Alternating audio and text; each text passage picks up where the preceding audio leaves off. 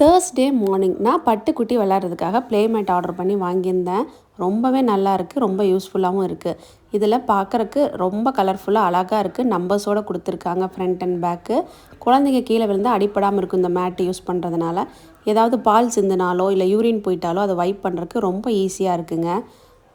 But இந்த play மேட்டுக்கு முன்னால் நான் கோரப்பாய் தான் யூஸ் பண்ணேன். நீங்களும் பேபியை கண்டிப்பாக கோரப்பாயில் படுக்க வைங்க.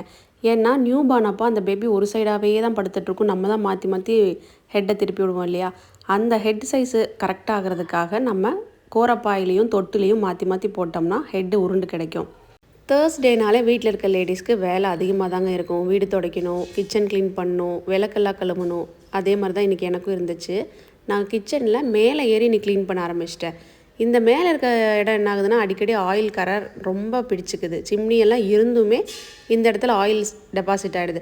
ஸோ நம்ம என்ன பண்ணணுன்னா இங்கே நான் பேப்பர் போட்டுருவேன். இந்த மேலே வந்து அவங்க ஷீட் ஒட்டாமல் விட்டுட்டாங்க எங்கள் வீட்டில். அதனால் இந்த இடத்துல நான் பேப்பர் போட்டு விட்ருவேன். பேப்பரை மட்டும் மந்த்லி ஒன்ஸ் நான் சேஞ்ச் பண்ணிக்குவேன்.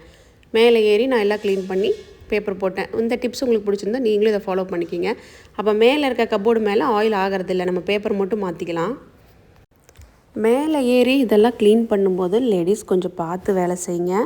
ஏன்னா ஸ்லிப் ஆயிரும். நம்ம எப்படியுமே தீபாவளி பொங்கல் வரும்போது இதெல்லாம் க்ளீன் பண்ணுவோம் இல்லையா? அதுவும் ஸ்பெசிஃபிக்காக பொங்கல் வருது, கம்ப்ளீட்டாக எல்லாத்தையும் க்ளீன் பண்ணுவோம். அப்போ நீங்களும் இதையே க்ளீன் பண்ணிக்கிங்க. ரைட் சைட் பார்த்திங்கன்னா எல் டைப்பில் ஒரு கப்போர்டு போட்டிருக்கோம். இங்கேயும் மேலே நான் க்ளீன் பண்ணி உள்ளே ப்ரஷ்ஷெல்லாம் வச்சு க்ளீன் பண்ணி எல் டைப்பில் பேப்பர் போட்டு விட்டுட்டேன்.